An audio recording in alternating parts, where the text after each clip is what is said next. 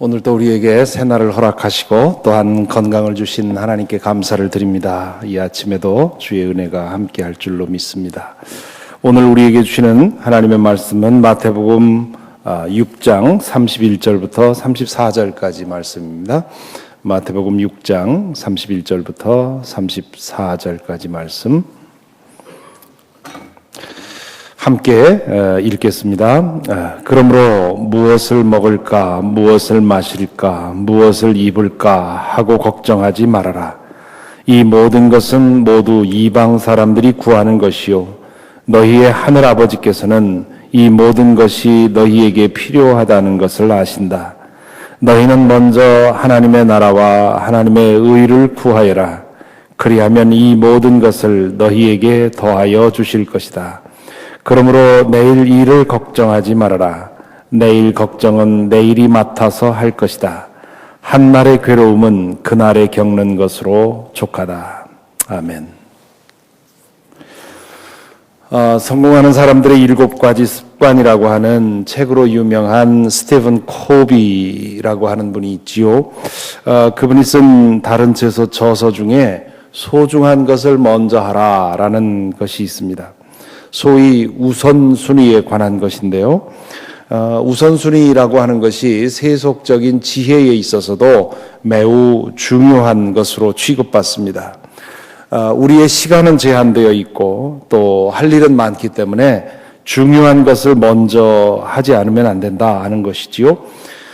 중요한 일을 먼저 해야 한다 하는 그런 점에 대해서는 예수님도 동의하십니다. 다만 무엇이 중요하냐 하는 것에 대해서는 제자들이 다른 생각을 가져야 한다고 얘기를 하시지요. 주님께서는 먹는 것, 마시는 것, 그리고 입는 것에 대해서는 걱정하지 말라고 하시면서 이 모든 것은 이방 사람들이 구하는 것이다 말씀하시지요. 여기서 이방 사람은 믿음 없는 사람을 가리킵니다.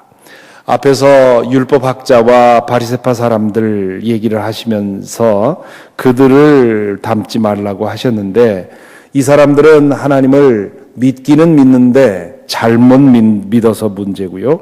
이방 사람들은 하나님을 믿지 않아서 문제입니다. 제자들은 하나님을 믿되 바로 믿는 사람들입니다. 믿음이 바로 잡히면 삶의 방법에 있어서도 차이 날 수밖에 없습니다. 하나님을 바로 믿는 사람이 결코 잊지 말아야 할 진실이 있습니다. 그 진실을 예수님은 너희의 하늘아버지께서는 이 모든 것이 너희에게 필요하다는 것을 아신다라고 말씀하시지요. 기도에 대해서도 말씀하시면서도 6장 8절에서 너희 하늘아버지께서는 너희가 구하기 전에 너희에게 필요한 것이 무엇인지를 알고 계신다라고 하셨습니다. 같은 뜻이지요. 하나님을 믿는다는 것은 우리에 대한 하나님의 선의를 믿는 것입니다. 머리로 아는 것에 그치는 것이 아니라 실제로 그렇게 믿는 사람처럼 행동해야 된다는 것이지요. 여기서 우리는 우리에게 필요한 것과 원하는 것을 구분해야 됩니다. 하나님께서는 우리가 원하는 것도 아시지요. 다윗이 말한 대로 하나님은 우리의 말이 입에서 나오기도 전에 우리 안에 무슨 말이 있는지를 아신다고 했습니다. 그러니 우리 마음속에 있는 모든 욕망과 바람과 소원도 다 아시지요. 하지만 하나님께서는 그 모든 욕망과 바람과 소원을 다 들어주시지는 않습니다.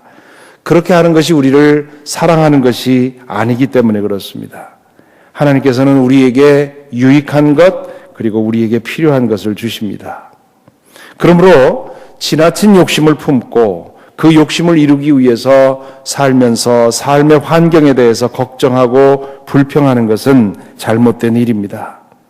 그것을 삶의 목적으로 삼고 인생을 허비하는 것도 잘못입니다. 우리의 인생은 영원한 것을 위해서 지어졌습니다. 이 세상에 있는 것들은 우리의 인생보다 작은 것입니다. 큰 것을 작은 것을 위해서 허비한다는 것이 어리석은 일이지요. 집 앞에 있는 아름다운 단풍나무, 가을마다 참으로 우리 세상을 아름답게 하는 그 아름다운 단풍나무를 베어서 계집을 만들 사람은 없지 않습니까? 새로 비싸게 주고 산 양복을 잘라서 걸레를 만드는 사람은 없지 않겠습니까? 우리의 인생이 이 세상에 우리의 환경적인 문제로 사용된다면 그것과 다르지 않다는 것이지요. 영원한 목적을 위해서 지어진 우리의 인생을 맘모나스를 얻기 위해서 희생하는, 협의하는 것은 잘못된 것이라 하니 그렇게 주님께서는 말씀하십니다. 이어서 주님께서는 주님의 말씀 중에 가장 잘 알려진 말씀, 너희는 먼저 하나님의 나라와 그 하나님의 의를 구하여라. 그리하면 이 모든 것을 너희에게 더하여 주실 것이다 라고 말합니다. 하나님의 나라는 하나님의 다스림이라고 했습니다. 하나님의 다스림 아래 살기를 힘쓰고 그리고 하나님의 다스림이 이 세상에 이루어지기를 위해서 살라는 것이지요. 하나님의 의는 하나님의 뜻입니다. 내 삶 속에 그리고 이 세상에 하나님의 뜻이 이루어지기를 목적으로 삼고 살라는 말입니다. 그렇게 살면 필요한 것은 하나님께서 알아서 해 주신다고 합니다. 앞뒤 문맥을 볼 때 이 모든 것을 더하여 주시리라 했을 때 그 모든 것은 우리에게 필요한 것을 가리킵니다. 우리가 바라고 원하는 모든 것을 들어준다는 뜻이 아닙니다. 얼마나 많은 설교자들이 그렇게 말하는지 모릅니다. 그러나 말씀의 앞뒤를 제대로 본다면 우리에게 필요한 것을 말하지요. 하나님의 나라와 의를 위해 살아가기에 필요한 것을 말합니다. 그러므로 이 말씀을 뒤집으면 하나님의 나라와 의를 위해서 살려면 먼저 하나님께서 공급해 주시는 필요에 만족할 줄 알아야 한다는 뜻입니다. 바울 사도가 말한 자족의 비결을 배우지 못하면 맘모나스는 끊임없이 우리의 마음을 흔들고 그리고 우리는 살아가면서 헛된 것에 붙들릴 가능성이 있다는 것이지요. 목사에게 이 말씀은 무슨 뜻일까요? 교인 수가 얼마나 될 거냐, 교회 재정이 헌금 수입이 얼마나 될 거냐, 내가 사례비를 얼마나 받을 거냐, 내가 어떤 좋은 접대를 어디로 가면 대접을 받겠는가, 교단 안에서 내 지위가 어떻게 하면 올라갈 것인가, 이런 것들이 목사에게 있어서 맘모나스입니다. 만일 목사가 늘 그런 것에 신경을 쓰고 그런 것을 얻기 위해서 노력한다면 그에게 있어서 하나님의 나라와 의는 이루어질 수가 없습니다. 목사는 늘 하나님의 다스림 안에 머물러 살도록 힘쓰고 그리고 하나님의 뜻이 자신과 교회를 통해서 이루어지는 일에 전심해야 되고 이 땅에 하나님의 다스림이 널리 퍼지도록 힘써야 합니다. 그것이 목사의 주된 관심사여야 하지요. 교인 수, 헌금 액수, 사례비 같은 것에 대해서는 하나님께서 주시면 주시는 대로 만족해야 됩니다. 그것이 목사 자신도 행복해지는 길이고 하나님께서도 기뻐하시는 길입니다. 그런데 이것이 다른 직업을 가진 사람들에게도 똑같이 적용된다는 겁니다. 세탁소를 운영하는 사람의 경우 그 사람에게는 세탁소가 성전이고 세탁하는 일이 예배고 그 손님들이 교인들입니다. 하루의 수입이 얼마가 될지, 그 수입으로 내가 어떻게 잘 살게 될지, 앞으로 이 사업을 얼마나 확장할지, 그런 것에 대해서는 하나님께서 주시는 것에 만족하는 것이지요. 하나님께서 나에게 알맞게 허락해 주시리라고 믿고 지금 주신 것에 자족하는 겁니다. 그리고는 그 일터와 이 일터에서 일하는 모든 사람들이 하나님의 다스림 아래 거하기를 위해 기도하고 또 노력하는 것입니다. 주님을 맞는 것처럼 손님들에게 정성을 다하고 일을 할 때 주님의 옷을 손질하는 것처럼 정성을 다하는 것이지요. 손님과 대화를 할 때 나를 통해서 주님의 사랑이 전해지기를 기도하며 환대와 친절을 다합니다. 하루의 일과가 끝나면 그날 주신 것이 얼마든지 그것이 나의 삶의 목적이 아니라 하나님이 덤으로 주신 것이라고 생각하고 감사를 드리는 것입니다. 이 말씀을 듣고 혹시나 저 목사가 세상 물정 모르고 저렇게 한가한 소리 하고 있구나 그렇게 생각할지 모르겠습니다. 눈 감으면 코 베어가는 세상이 아니라 눈을 뻔히 뜨고 있는데도 코를 베어가는 세상에서 어떻게 이렇게 살 수 있단 말인가 그렇게 말할지 모릅니다.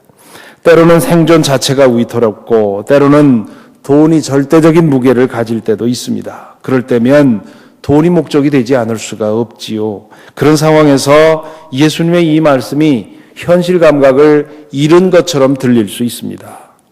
그런데요, 예수께서 이 말씀을 하실 때 갈릴리의 주민들의 형편을 생각해 보면 그렇다고 볼 수가 없습니다. 당시 예수님 당시의 갈릴리의 경제적인 형편은 빈익빈 부익부가 아주 심각하게 되어 있고요. 그리고 대부분의 주민들이 하루 벌어 먹고 사는 것이 매우 어려운 그런 환경이었습니다. 예수님은 당신이 공생애를 시작하기 전에 목수로서 살았는데요. 당시의 목수는 오늘날의 핸디맨과 같은 정도의 위치입니다. 경제적인 수준으로 따지면 특별히 기술이 좋아서 잘 사는 사람도 있었겠지만 대부분의 목수는 경제적으로 하층에 속했습니다.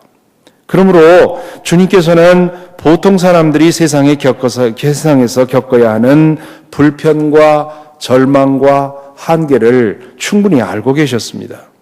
그럼에도 불구하고 이렇게 말씀하신 것이지요. 아니, 어쩌면 그것을 알기에 이렇게 말씀하셨는지도 모릅니다. 이 말씀은 한가하고 유복한 형편에서 초점을 잃지 않게 해줍니다. 요즘 젊은이들 중에는 한 40세 정도까지 미친 듯이 일하고 그리고 많은 돈을 벌어놓고 나머지 인생은 즐기겠다. 그것이 가장 지혜로운 삶의 길인 것처럼 그렇게 꿈꾸는 사람들이 많다고 합니다. 맘모나스에 사로잡힌 것이지요. 또한 이 말씀은 하루 벌어 하루 먹기에도 힘겨운 사람들에게도 필요합니다. 그런 사람들은 이 말씀을 통해서 매일을 버틸 수 있는 용기를 얻을 것입니다. 비록 현실은 하나님으로부터 버림받은 것 같은 그런 상황이지만 여전히 하나님께서 자신을 돌보고 계시고 공급하고 계시다는 사실을 상기시켜 주기 때문에 그렇습니다. 아마도 그래서 주님께서는 34절을 여기 덧붙인 거 아닌가 싶습니다. 마지막 절에서 그러므로 내일 일을 걱정하지 말아라. 내일 걱정은 내일이 맡아서 할 것이다. 한날의 괴로움은 그날에 겪는 것으로 족하다 말씀하시지요. 이건 예수님이 하신 말씀이 아니라 당시에 떠돌던 경구와 속담입니다.